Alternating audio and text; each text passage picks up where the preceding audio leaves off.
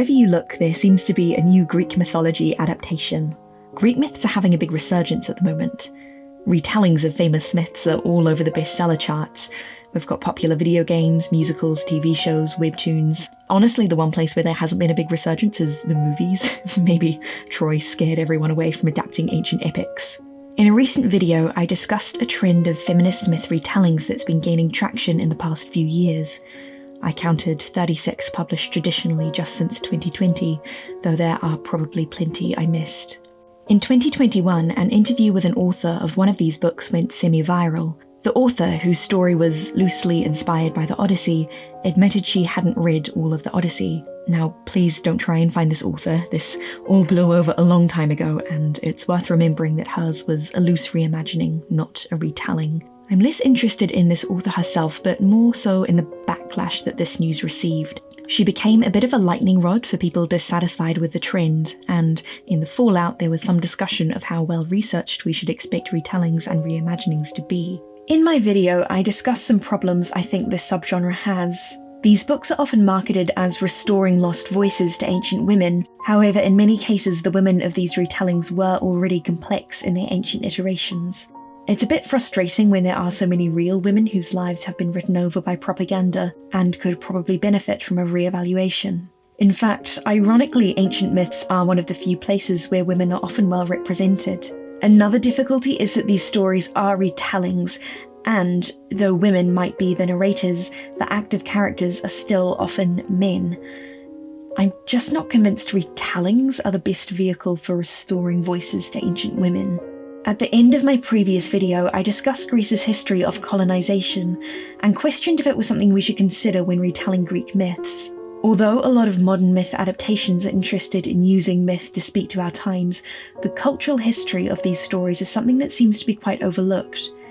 They kind of get the fairy tale treatment. They're ubiquitous and universal, they come from nowhere and they belong to everyone.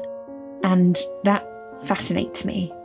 In all this mythic resurgence, there's not much discussion of how these stories came to be so prevalent, and more broadly, why the modern world is so full of the literature and iconography of antiquity, which itself is so often tied up in elitism. This became a bit of a talking point during the backlash to dark academia, a popular internet aesthetic of tweed blazers, old universities, and romanticised education. A central tenet of the aesthetic was Donna Tartt's 1992 novel The Secret History, which follows a group of elite university students studying ancient Greek.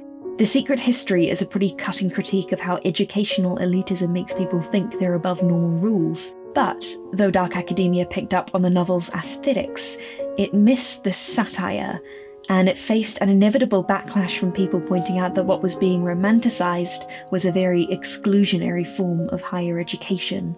In fact, controversy does seem to follow classics around. The reparation of artefacts and sculptures is regularly in the news, along with the ongoing debate over whether they were once painted. Around the world, classics departments being cut or scaled back. Greek and Roman antiquity seems to occupy this weird place in modern culture. On the one hand, it's very prevalent in our media, but on the other, it's quietly draining away in education. We're surrounded not only by media inspired by the ancient world, but by architecture, art, events, even governance. And yet, I'd guess that most people are a bit hazy on how and why classical antiquity has shaped so much of the modern world. So that's what we'll be looking at today.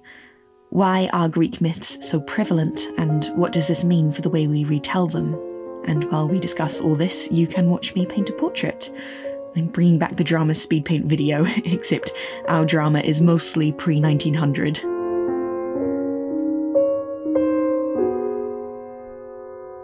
First, we have to define some words.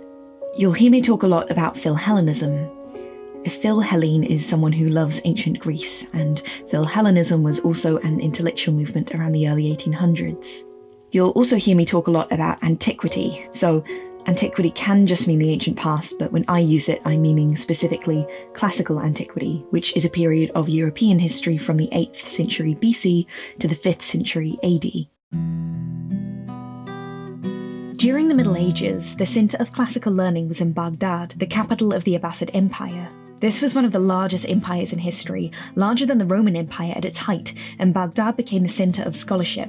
Scholars translated the works of Plato, Aristotle, Hippocrates, and many others into the pan-imperial language of Arabic, creating a golden age of learning on par with the Library of Alexandria 1,000 years earlier.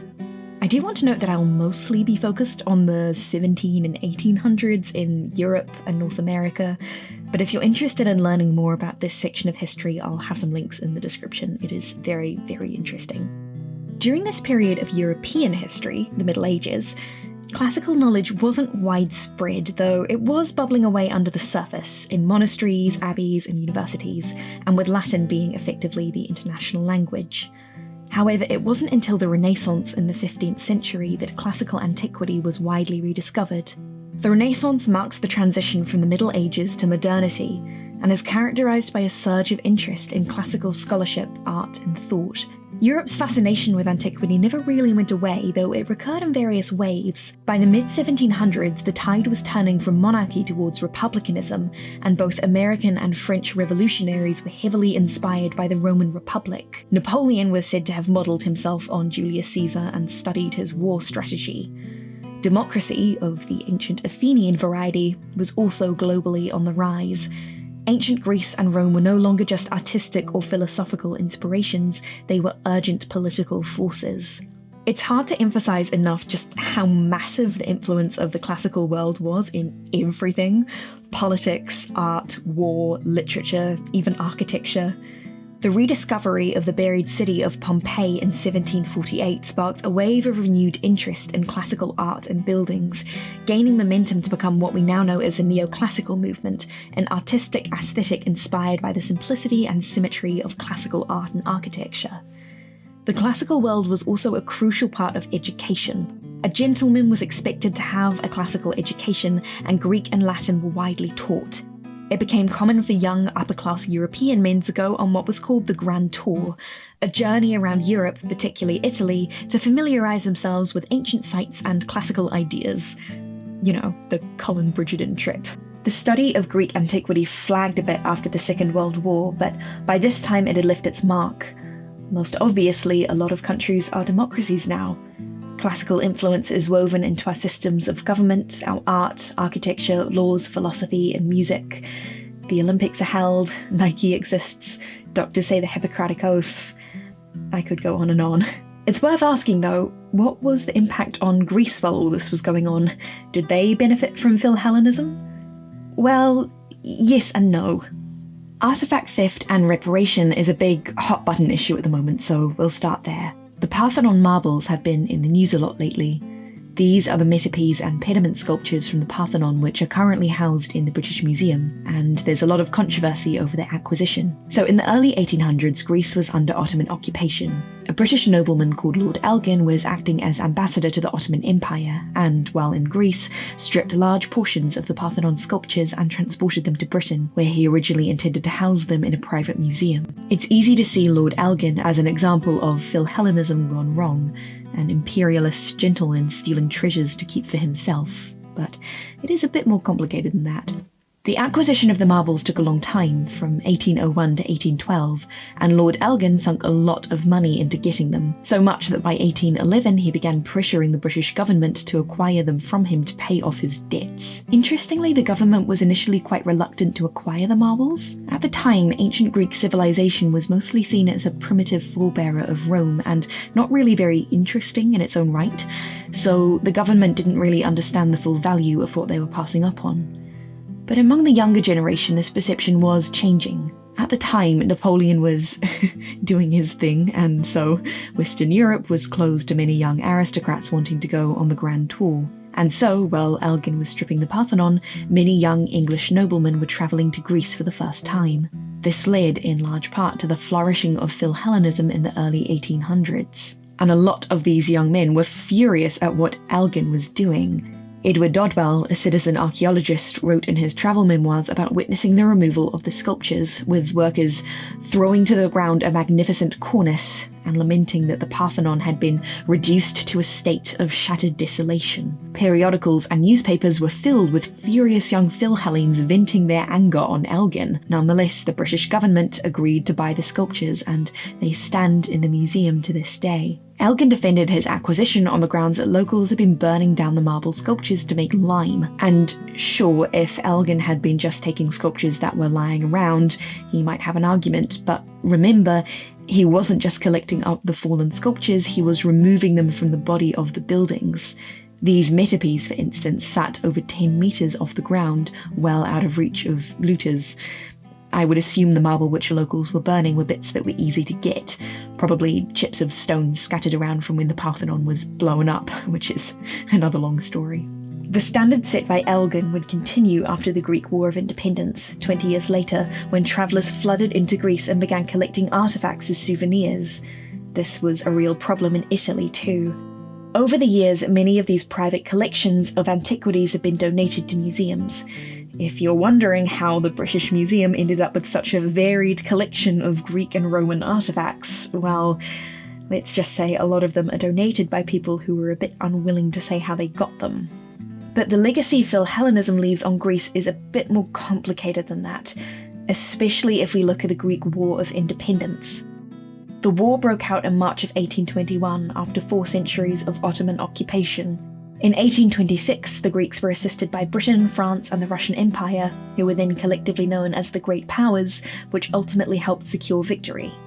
So, why did the Great Powers get involved? Well, many reasons. It was partly just plain old political opportunism.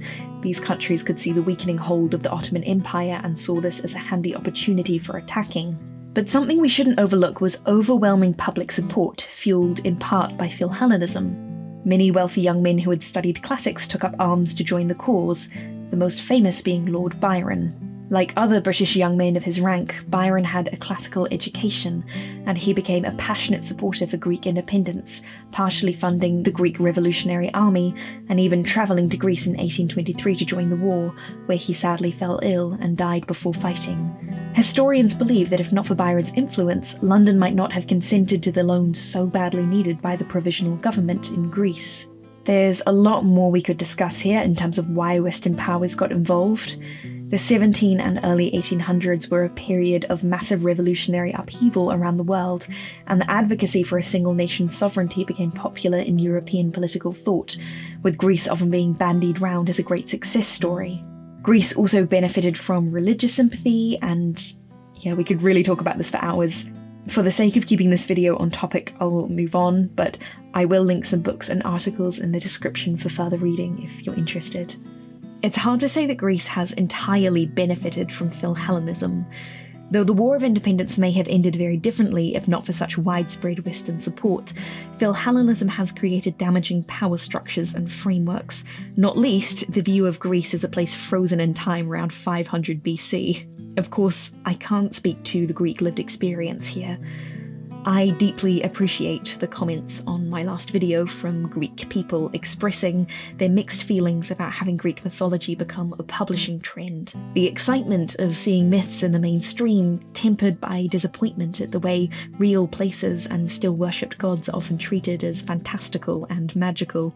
That said, we want to be careful about linking mythic origin too closely to modern countries, especially when the transfer of myths is so fluid. For instance, in the Odyssey, there's a section where the hero Odysseus is trapped in a cave by a one-eyed cyclops called Polyphemus. One-eyed giants are a staple of folklore all over the ancient world. When the Brothers Grimm were travelling around collecting folk tales in the 1800s, they found one-eyed giant stories in Serbian, Romanian, Estonian, and Russian folklore.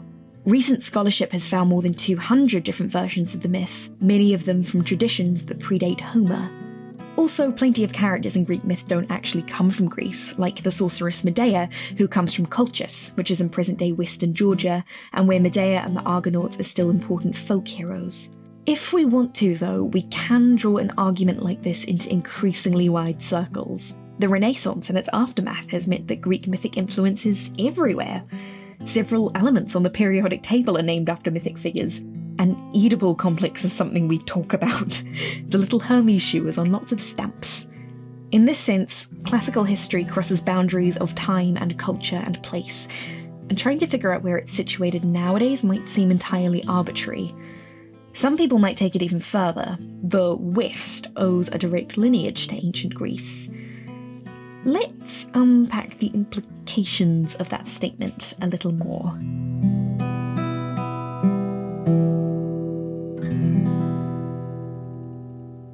But through all this history, the flame first lit here in Athens never died. It was ultimately nurtured by a great Enlightenment. It was fanned by America's founders, who declared that we, the people, shall rule, that all men are created equal. America is often positioned as the great inheritor of Athenian democracy. And although there are parallels between the two, if we really want to understand its historic inheritance, the place we need to look to is the Roman Republic. The founding fathers were deeply informed by classical thinkers, especially the late Republic Senator Cicero, when conceptualizing an Enlightenment-informed republicanism. Thomas Jefferson is said to have named the capital, home of the US Congress, after the Capitoline Hill in Rome. Roman battle tactics even influenced the Revolutionary War, with Washington's strategy of wearing the enemy thin with skirmishes and small surprise attacks taken directly from the playbook of the Roman general Fabius in his victory against the Carthaginians. But if we really want to understand the similarities, we have to look to the government. The Roman Republic was a system set firmly against monarchy and was designed in such a way that no single individual could hold absolute power. This was managed by separating powers into three main branches: executive, legislative, and judicial. This was in part why Julius Caesar was assassinated. He was seen as presenting himself as a king, something entirely unacceptable under the Republic. The founding fathers took inspiration from the Roman Republic's administrative design. Even the Senate is named after the Roman Senate. This is an important distinction to make because the Romans famously hated Athenian democracy. They considered it mob rule. This didn't pass the founding fathers by.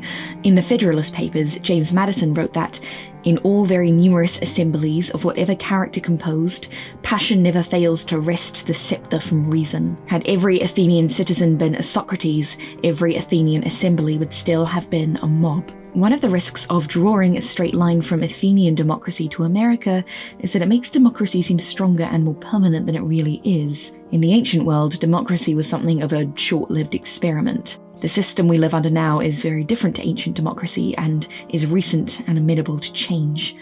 Don't forget, it was originally envisioned as a system under which only white landowning men could vote, and the amendments made to it since then are both hard-won and fragile. I think even reading too much into a Roman parallel is a bit of a mischaracterization of the US. Plenty of people have tried to predict the fall of the US based on the fall of the Roman Republic, suggesting that Donald Trump is the new Julius Caesar, and I think that's a bit of a misreading. The Roman Republic saw a prolonged decline into intense political strife, reaching a level of violence and dysfunction that America doesn't even remotely mirror. We actually have a lot of coins from the late Republic because lots of people were burying their money in the ground. That's how bad things got. Personally, I'm quite skeptical of historical parallels. Like, Twitter is the new Salem witch trials, or COVID is the new Spanish flu.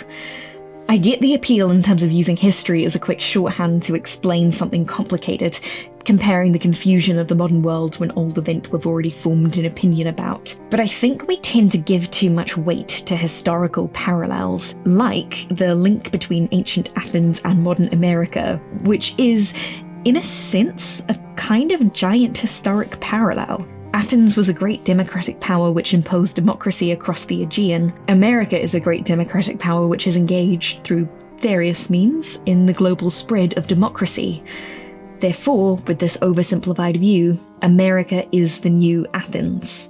The goal is not to establish a literal link so much as a kind of symbolic inheritance, to occupy the same place in the modern imagination that Athens does. Now, this is not unique to America. It's worth returning to that Parthenon marbles conversation we were having before. I mentioned how, at the time, Greek antiquity wasn't considered very important compared to Rome, but this perception changed very rapidly in the early 1800s, particularly in Britain and Germany. During the purchase of the sculptures, an article in the Times ran, "The relics of the most splendid era of Greek genius will soon, we trust, be secured by the only nation that has ever rivaled Greece in eloquence and poetry."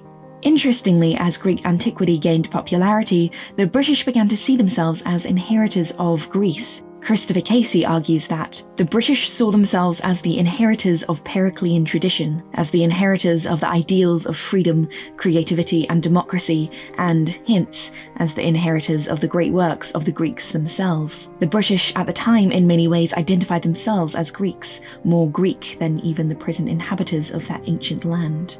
These same sentiments were on the rise in Germany too, although I'll discuss Germany in more detail a bit later. Britain's reason for laying claim to Greek history was in part a reaction to France, which, under the rule of Napoleon, had leaned heavily into the image of being the new Rome. So it's very much a tradition, even to this day, for countries to build themselves into the history of Greece and Rome. This can be through legislative design, like the US, but primarily it seems to be tied up in soft power. When we think of power, we often think of military or maybe economic power, what we call hard power. But there's also soft power, which is the kind of control or persuasion that can be exerted through culture, ideology, and institutions. In the ancient world, soft power was crucial for rulers. Given that any mob could win through sheer numbers, rulers reached for symbols to maintain authority. Kingship was often associated with high culture, learnedness, scholarship, the patronage of libraries and theatres. The Romans particularly reached to the Greek world as a symbol of high culture, reflecting an interpretation of Greek architecture in their civic buildings and strengthening their oration with references to Greek literature and philosophy. Even today, you can probably picture a local civic building, a law court, a government office, even a train station or a bank that has these big marble neoclassical columns. The aesthetics of antiquity lend themselves well to soft power. And so this all begs the question, when it comes to antiquity, what kind of an inheritance is this? The modern world is influenced in varying degrees by classical antiquity, and yet more often than not, it's a history that arrives to us through centuries of reinterpretation, soft power subsumed into a language of symbols and aesthetics. Those of us from countries which draw on classical antiquity have been sold this often quite artificial history. We're surrounded by symbols of antiquity, but it's important to remember that these symbols have been put in place by systems of power to communicate messages. Understanding any modern country as the great inheritor of Rome or Greece, especially if they aren't Italy or Greece, is going to rely on some very big abstractions. You can see the risk we get into when people start talking about Western history or Western lineage, which are such broad and elastic terms that they can usually encompass whatever the speaker needs them to. The classical world is easy to hijack, in part because it's so familiar that it does feel in some ways like a foundation on which the world is built. And yet, we have to remember that all of the classical signifiers that surround us today are filtered through wave upon wave of reinterpretation. The Victorians, the Enlightenment, the Middle Ages. It's not straightforward history, it's often layers of adopted symbols used to serve social or political ends. And to really pass us out, we're going to need to talk about classics.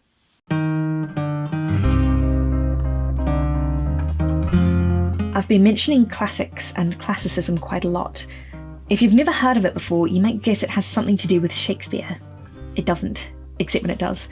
It's the study of classical antiquity, focusing on ancient Greece and ancient Rome. Traditionally, you were expected to study both Greek and Latin as well, so you can read the source material in its original language.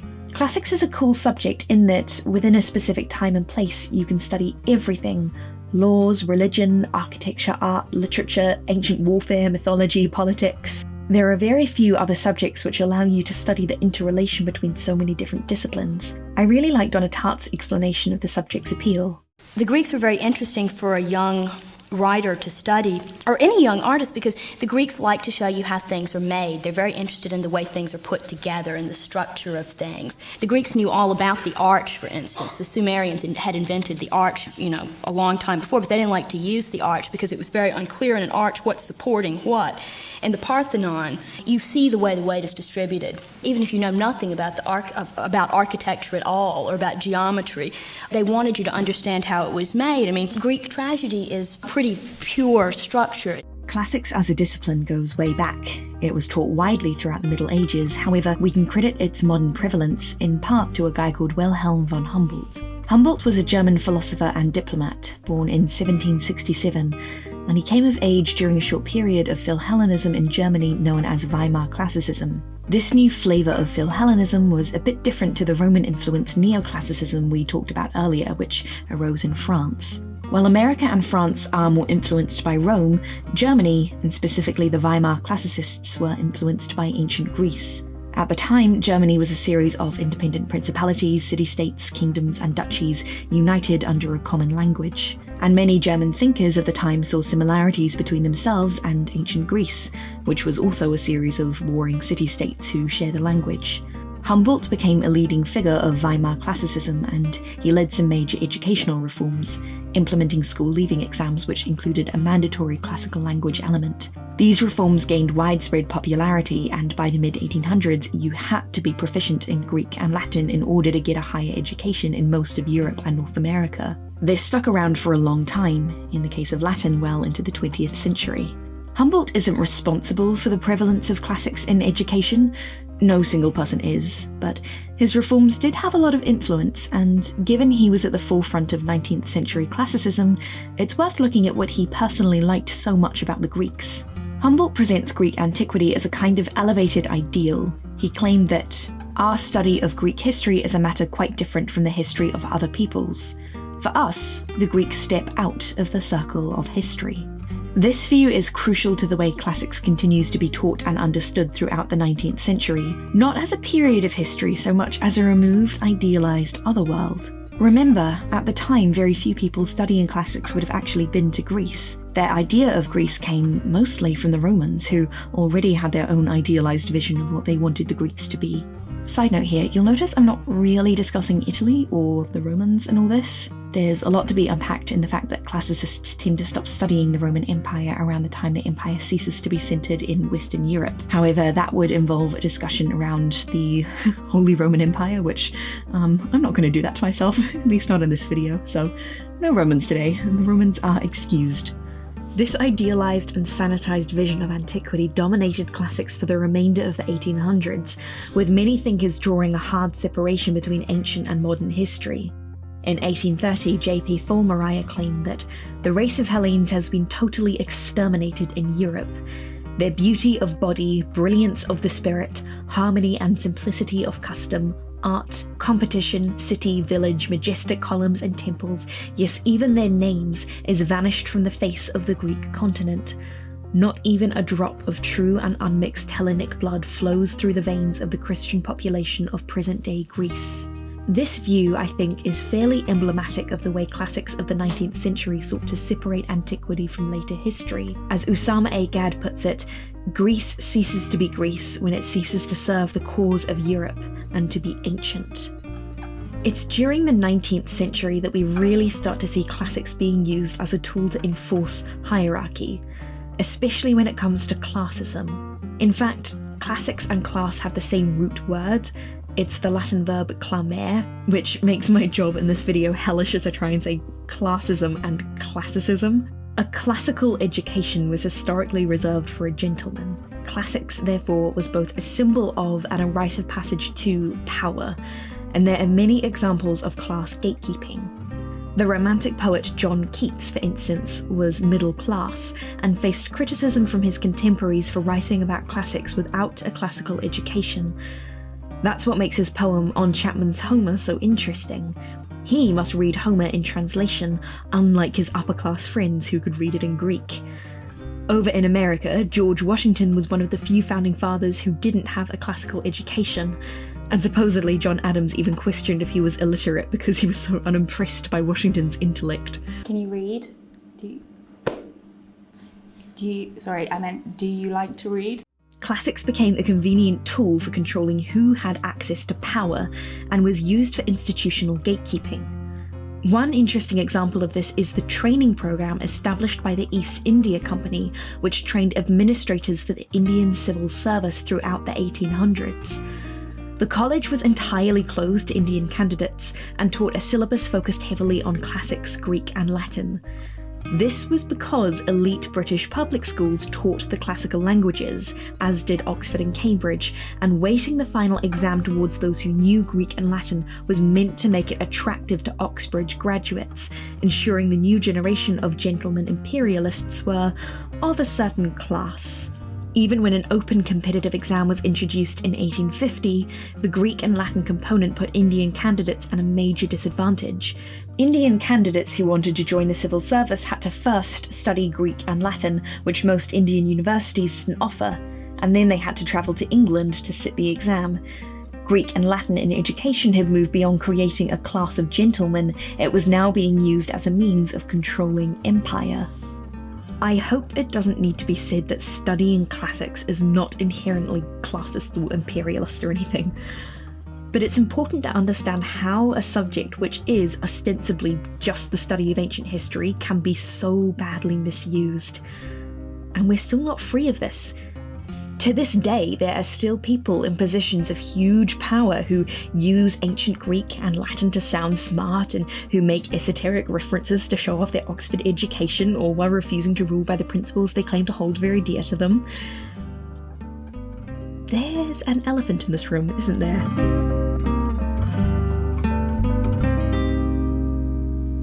When I'm in trouble, I recite to myself, Main Thea Peleia Jo Akileos. The former British Prime Minister, Boris Johnson, studied classics, first at Eton, then Oxford.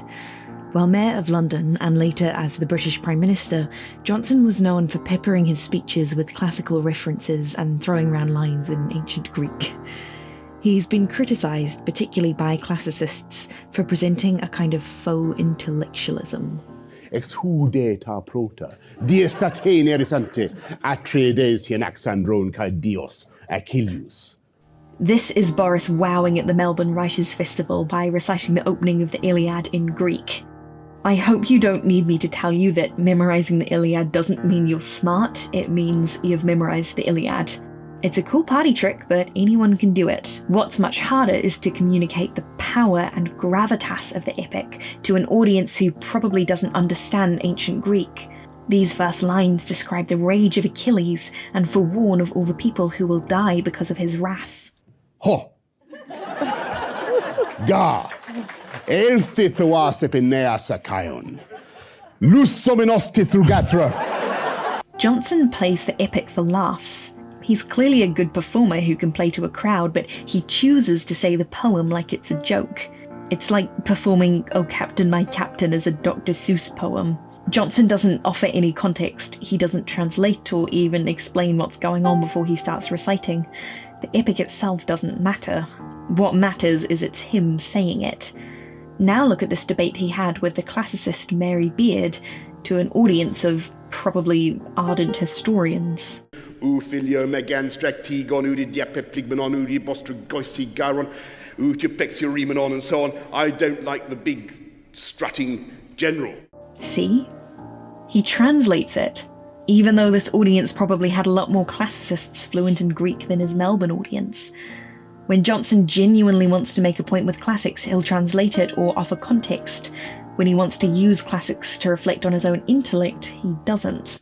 Like Cincinnatus, I am returning to my plough. Mary Beard has critiqued the way Johnson throws around phrases and references like this, and has also fact-checked him a couple of times. In one article, she says, "I can't bear selective quotation from Latin classics. I have no doubt that we can all learn a lot from debating what the Greeks and Romans said about politics, but I can't bear the way they have become a wellspring of convenient quotes to be sprinkled whenever convenient, whatever the context." Johnson's love of classics often doesn't align with his political manoeuvres.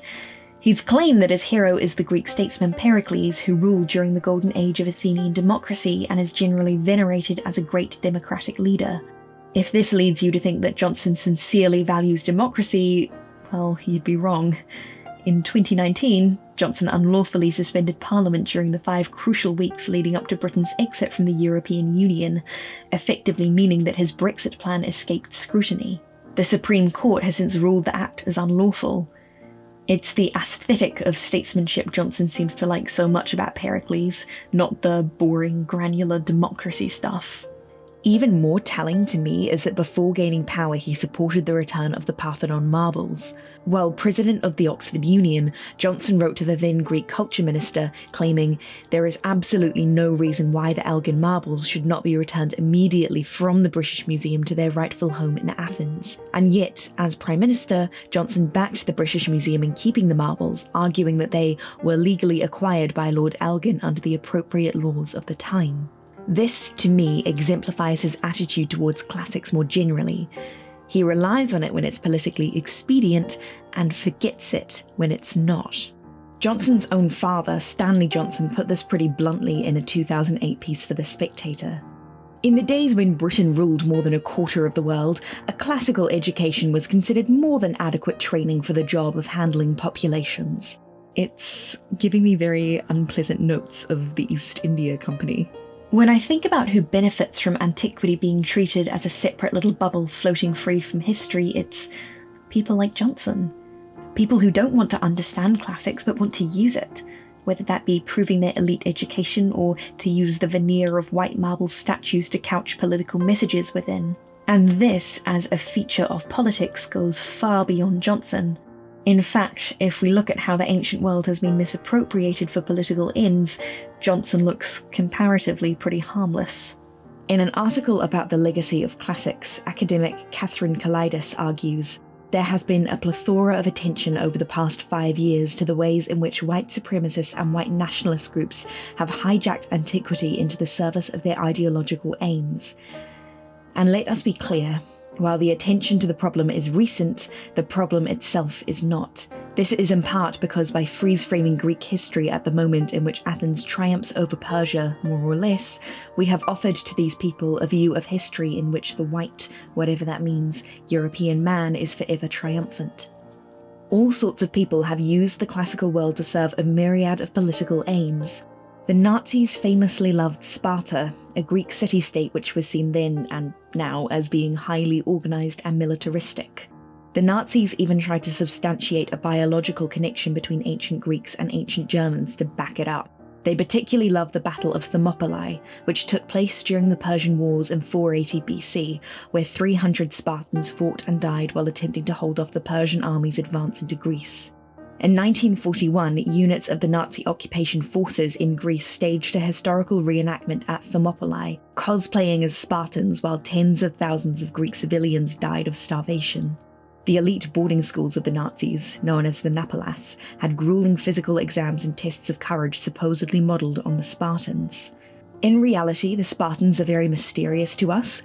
Almost all of the sources we have on them are either enemy invective or suspiciously high praise, and it's hard to know how much of what we're told about their supposedly brutal education system is actually true. Of course, this doesn't matter to the Nazis. In fact, it's a good thing. The co-opting of Spartan history by the Third Reich was to create a fictional ideal from a few sparse facts. The Spartans which the Nazis imagined, an Aryan race who cared only about order and military discipline, never existed. It's worth considering how this invention of a fictive history can exist on nationalistic lines. In Greece, an ultra-nationalist neo-Nazi group turned political party called Golden Dawn rose to prominence during the financial crash of 2009. Golden Dawn drew heavily on classical imagery to feed into their brand of nationalism, specifically imagery filtered through the Nazis. They, too, held commemorations at Thermopylae and defended the use of swastikas and the Nazi salute by claiming that these were ancient Greek symbols. There's a lot more that could be discussed here in terms of nationalist myth-making and how ancient myths could be co-opted to these ends, which, honestly, I'm not particularly qualified to talk about. The broader question at stake here is why and how classics get so radically misused. All history is susceptible to this kind of willful misinterpretation, but I'd argue that classical antiquity is specifically vulnerable to hostile co-opting thanks to centuries of reinterpretation. Looking back at the history of classical scholarship is like looking down a corridor of trick mirrors, each one warped and distorted to accentuate the qualities a given movement wanted to see reflected there. In his book Dream Nation, Enlightenment, Colonisation and the Institution of Modern Greece, author Stathis Gourgouris argues, in the search for the universal human, the Enlightenment ultimately discovers humanity's social particularity in the Hellenic universal. The key premise in Humboldt's ideal is that Hellenic civilization assumed a transcendental significance because it testified to a cultural and linguistic purity. This claim was historically absurd. In practical terms, however, the historical absurdity of declaring Hellenic civilization the expression of a culture uncontaminated by foreign elements can be explained by a simple fact that usually tends to be disregarded, namely that Hellenic civilization as we know it was, in effect, the invention of the science of antiquity, of classics. As such, it could have been, and was, endowed with whatever signification the discipline found useful. If the classical world is seen as a universal ideal which exists outside of history, it becomes a fiction. And once history is fiction, it can serve whatever needs the political powers that be want it to serve. I think to some extent we're still guilty of this, taking the bits we like and leaving the rest. At least, if someone like Johnson can run round on the world stage throwing around esoteric phrases, and given some people still contest whether marble statues were once painted, it seems that this is still an important conversation. Dr. Catherine Kalaitis, who I quoted from earlier, argues that coming to understand Greek history in the context of continuity offers classics the opportunity to escape from its image as a discipline dedicated to the unquestioning preservation of a long-dead past, the worship of ancestors who never really were. Instead, it opens up the possibility that classics seeks to engage with the beginning of a rich and complicated tradition, sometimes defined by supremacy and power, and at other times shaped by subjugation and survival. I agree with Kalaitis here, but I also think that classics departments, at least the ones I've been exposed to, are kind of already with her. There's some amazing work being done by classicists to address the gaps in teaching. But although academia is very important, it's not that accessible to the general public. If we're going to be considering these questions, I think we have to be asking them of the stuff that's actually reaching most people. Fiction. Yes, after all this, we're finally finding our way back to Greek myth retellings.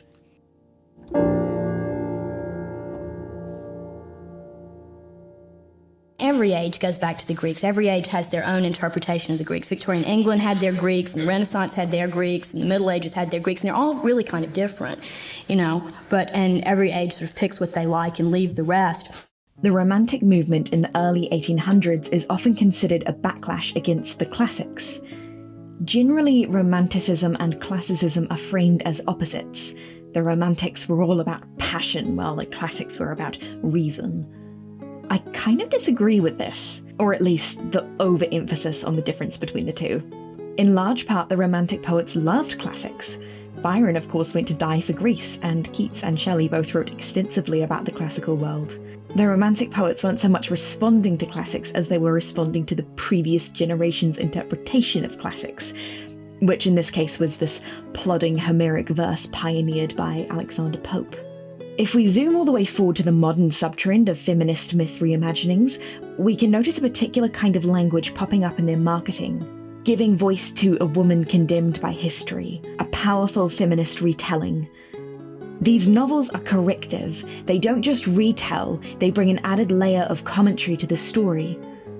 I've explained why I think this commentary unfairly suggests that female characters didn't have a voice in ancient sources, but in fairness, I think these modern retellings are doing what the Romantic poets did.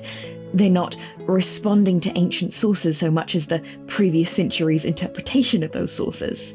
In the mid-20th century, the Greco-Roman world was big on screen. There was a really popular subgenre of cinema in the 50s and 60s called the sword and sandal film, which were historical or mythological films set in Greco-Roman antiquity, including an absolutely insane number about Hercules. These were pretty cheap to make, and they were largely filmed in Italian and dubbed into other languages. They sit alongside the golden age of westerns, and in some ways are a bit of a precursor to the superhero film. Sword and sandal films are, like westerns, an exploration of idealized masculinity. What does it mean to be a man? Well, according to these films, being strong, killing enemies, and rescuing the damsel. But again, like westerns, the sword and sandal film usually ends with the hero walking or riding or sailing away into the sunset, off to find more adventure, rarely settling down or starting a family. In a way, the films acknowledge that, though this kind of masculinity makes an entertaining spectacle, it's not social. The hero can help save society, but he can never be part of it. And in a post-war era grappling with the costs of what it had taken to win peace, the state of masculinity was an all-important question. Watching a sword and sandal film feels much more a commentary on the 1950s and 60s than it does the ancient world. So, in a way, the feminist retelling is part of a much older tradition of reacting against the previous dominant representation of the ancient world. Every generation had their version of the Greeks, and now we do too. Part of me doesn't really like this. In my other video, I spoke about how much I love the retellings and historical fiction of an author called Mary Renault, who was prolific in the 50s through to the 70s. Renault favours realism in her work to the point that the ancient world feels very unfamiliar. In comparing her work to a lot of more modern retellings, I can't help asking, do we need to reinvent the ancient Greeks yet again? Can't we just take them as they are and not as we wish they were? But then again, this is maybe a bit naive. Don't authors have a right to reimagine, to bring old stories to new audiences and to speak to modern ideas? Renault has plenty of one-star reviews from people who find her work boring or badly paced. She's not for everyone, and anyway, there's no point repeating what she's already done so well. One thing I really will go to bat for mythic retellings for is the way they familiarise new readers with myth. Classics kind of sets itself up as an in-group. You have to understand a lot of myth and history to get your head around it. And to people on the outside, it can sound like an incomprehensible garble of names and family trees. And so it's cool that there are lots of YA books bringing retold myths to a wider audience and teaching people names and terminology. Ultimately, I think that retellings are an opportunity for tackling some of the thorny questions I've been raising in this video. They're educational, they introduce a lot of people to the classics, and if we're re-evaluating classics, we should look at how the subject is being taught in our fiction.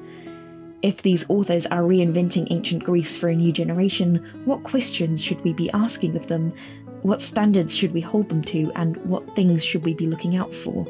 I've already explained the issues I think face the subgenre of feminist retellings, but that's not to say it can't be done well.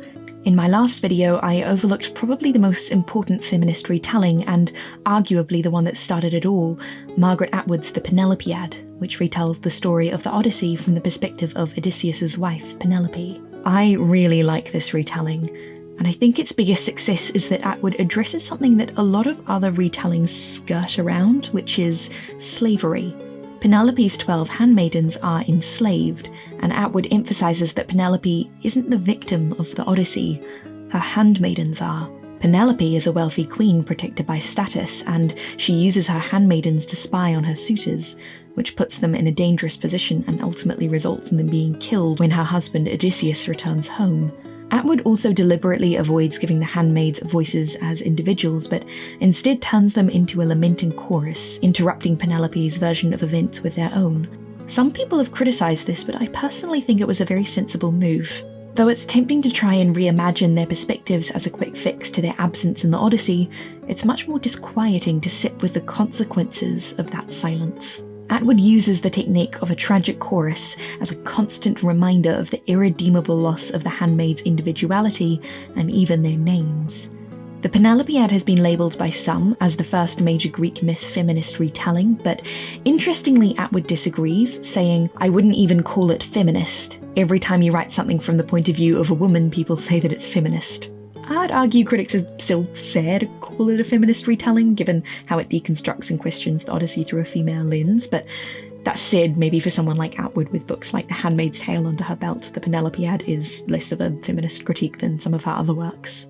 A large portion of the novels about Greek myth published in the last 5 years by big publishing houses have been labelled by marketers as feminist retellings, and I don't know, I can't help but be a bit cynical. These obviously sell very well. Lots of them get big US and UK print runs and hardcover. The fact that these authors are putting a spin on ancient myth suggests they're interested in speaking to contemporary issues, but if that's the case, I think there are things which are more interesting or perhaps even discomforting to grapple with. One thing which jumps out to me is, what does it mean to retell Greek myth. Again, it's important to remember that many of these myths span beyond the bounds of modern-day Greece, but even so, myth has a specific relation to place, and for people from a mythic tradition, they are much more than just stories. I might have a kind of odd perspective on this, so do bear with me here. I didn't grow up learning about Greek mythology. In primary school, we all learned about Maori mythology. We were told the story of Maui and his brothers capturing the sun to slow it down, and Maui fishing up Te Ika a Maui, the North Island. To speak from experience, there's something very powerful about learning the myths of a familiar landscape, seeing mountains or rivers and knowing them as characters from myth. I don't say this to try and draw shallow parallels between Greek and Maori mythology. Instead, I'm trying to get a grasp on what myth means more broadly. Indigenous languages tend to have a very rich vocabulary for discussing myth, which we don't really have in English. In Te Reo Māori, for instance, the word for myth or legend is pūrākau. It's been explained to me as consisting of two component parts, te pū, which means foundation, and te rākau, which means tree. The word in of itself beautifully encapsulates the way myths aren't just stories, they are vital parts of a cultural fabric. After all, trees provide oxygen for us to breathe. I wonder if maybe we could learn something from looking at myth from this light. I also want to bring up Maori mythology to acknowledge that I'm biased. I bring my own background to this conversation, and I'm very aware not everyone thinks about myth in the same way that I do. I don't want to be didactic, but I think if we're going to be having a conversation about mythic retellings, this is an important conversation to have. In the spirit of a conversation, someone might well respond to all this by going, well, surely this is all pointless given how widespread Greek myths are now. What's the point of drawing distinctions like this when these stories have influenced so much of our modern world? And again, let's remember classics in education. It's not incidental that these myths have a kind of vague universality to them. It's very deliberate. The 19th century classicists made sure that antiquity sat outside of history, and we're still seeing the consequences of this. I find the argument that Greek myths are just stories now to be incurious. There are lots of interesting questions that crop up when we start to really think about this. For instance, from trawling through reviews online, it seems that a lot of readers are surprised to realise that the places they're reading about, like Ithaca and Thebes, are real places that you can visit. Do authors have any responsibility to make it clear what in their book is fact and what's fiction? Or is it unfair to expect fiction authors to be educating people about geography? I don't know. Personally, I'd hope that authors of Greek myth retellings take an interest in some of the history I've been describing in this video, especially philhellenism, given that it's going to inevitably reflect in some ways in their work. Recently, I've really been enjoying the poetry of George Stathis, who is a Greek diplomat and poet. I've been particularly enjoying his poetry volume Novel, which draws beautifully on myths. The introduction describes it as a tight, closed world. There is no escape either from the landscape or from the endlessly repeating cycles of violence and vengeance, which are the stuff not only of myth, but of Greek history too, both ancient and modern. I think his poetry is a beautiful example of what I've been describing, stepping beyond the strict bounds of antiquity and finding ways to situate ancient history into a continuum. I also think there's definitely room for more novels that explore the place myths and classical history hold in the modern world. Maybe because Donna Tartt did it so well, everyone's too scared to try, but I do hope we get some more. I talked about Natalie Haynes in my last video. She's the author of several mythic retellings and is also a classicist who's very involved in the modern reception of classics. In 2016, the British Exam Board moved to scrap classical civilization A-levels, and Haynes publicly criticised them, pointing out that it restricts the subjects to private schools and unfairly impacts state school pupils. Although I raised some issues I have with one of her books in my last video, I think Haynes is such a great example of an author who doesn't just retell myths, but is really sensitive to the history of classics and the kind of exclusions that can crop up when we limit who can study it. I haven't read any of her more recent novels, but I think this would be such an interesting idea to pursue in fiction, a kind of meta-commentary on the reception of classics within a mythic retelling. There are many ways that we can situate ancient myths into modern fiction that go beyond just retellings. James Joyce's Ulysses was considered by many to be one of the greatest English language novels. In Ulysses, Joyce transforms the sweeping scale of the Odyssey into the modern world. The Odyssey's 24 books become 24 hours, the Peloponnese becomes Dublin, the wily trickster hero Odysseus becomes a bumbling, kind-hearted advertising agent called Leopold Bloom. Some Joyce scholars argue that, by situating the Odyssey in the modern world, Joyce is mocking the epic form. Others say that he's elevating the modern world to epic proportions. Like all good books, the meaning of Ulysses is ambiguous, and the mythic parallels all the more so. I do realise I'm asking quite a lot of writers who do probably just want to retell some fun myths that they love. But I only do this because I have huge faith in fiction to dismantle and analyse and ask difficult, confronting questions we mightn't want to think about. Who knows? If we're lucky, and if writers are willing to think about some of these questions, we might start to get some interesting answers. I recently did my MA in creative writing. Basically, 10 of us spent a year having twice weekly workshops in which we analysed and critiqued each other's writing. Being workshopped is never fun, even when your peers are being nice, and I started the year feeling very defensive and hating being critiqued. But I found that when my writing was under intense scrutiny, I was forced to step it up a notch, to think more deeply, to question things in my work which I'd taken for granted. The most important lesson I learned from my creative writing MA was this: if a story is strong enough, it will withstand critique. This is my bottom line for everything. We should be able to ask difficult questions of the stories we read, and if they are good enough, they will withstand those questions. They might even provide us with some interesting answers. When I ask myself if it's better to consider modern history when we think about classics and retell myths, or to write with total abandon, the answer I come to is always the same. It's better to care. I believe engaging with complicated questions around our responsibility in retelling myths produces better stories. If an author pauses to question her right to tell a story or to unpack the implications of the work that she's doing, and if she can then find justification in continuing to write, then clearly what she's writing is very important.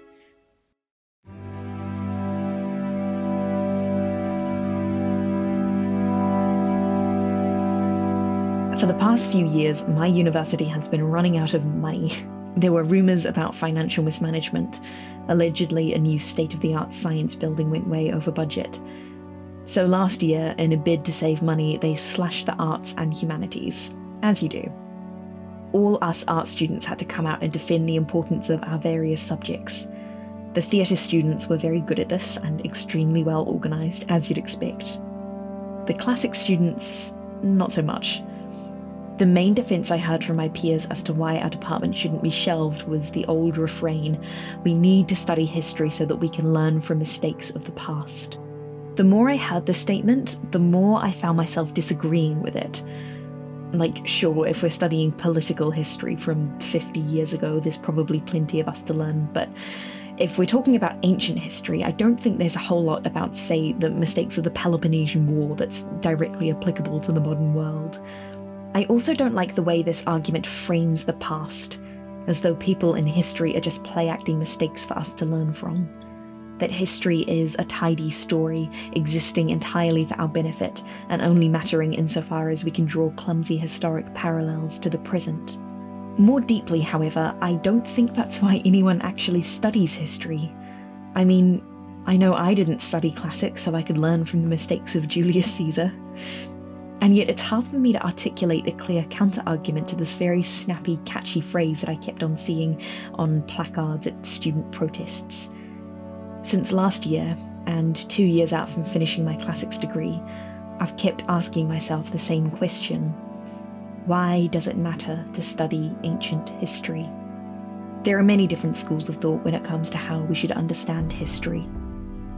A cyclical view, for instance, suggests that the world operates on a principle of what goes around comes around, and that the universe has no beginning and no goal, but eternally creates and repeats itself. Another school of thought posits that history is linear progressive and argues that history is teleological, that is, it has a telos. The word telos is Greek. It's a term used by Aristotle to refer to the final purpose of something, the goal or aim which it moves towards. You could say that the telos of warfare is victory, for instance. The Victorians were very influenced by this idea. They loved the thought that they sat at the telos of history, that their values and principles were the final evolution towards which all history had been moving. I don't think we're free of this way of viewing the past.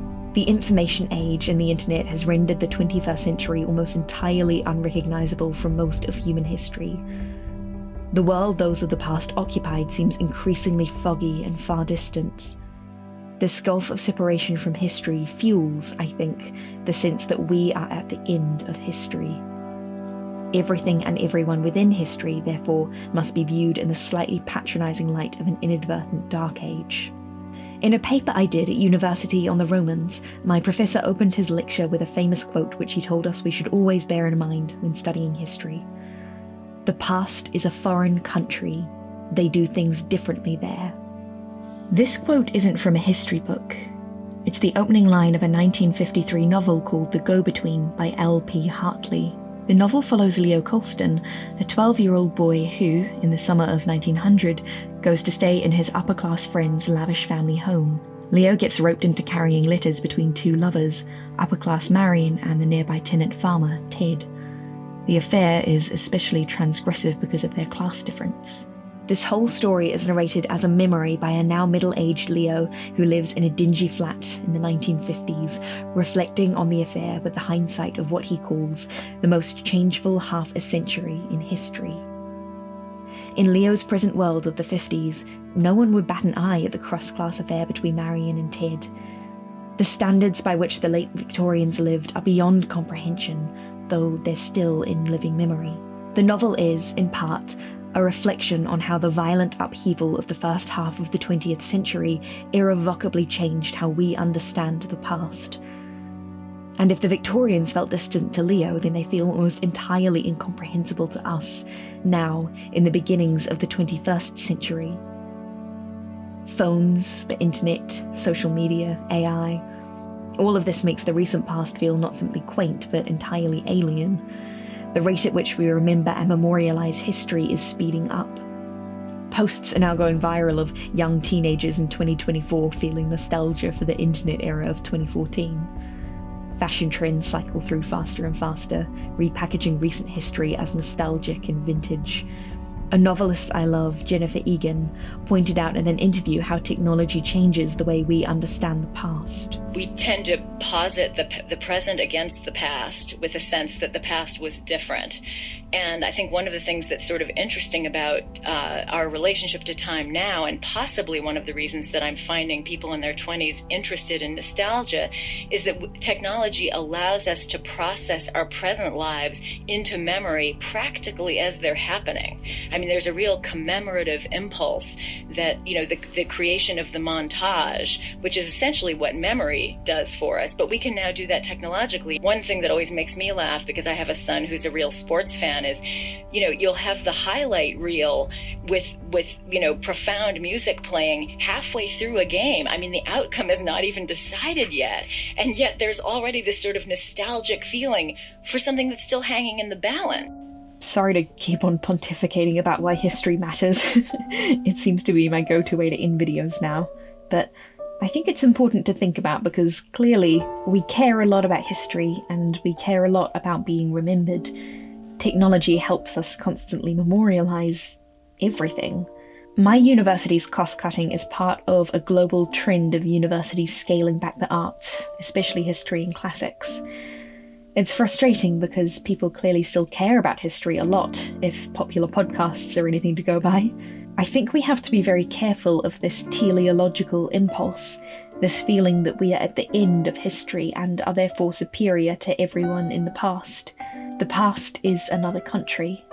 We should encounter those from history with respect and curiosity, and with acknowledgement that their values and customs are different to ours. Someday we'll be in their shoes. We'll be the ones in the history books, and we should extend the empathy we hope to be met with back to them. After all, time moves both ways.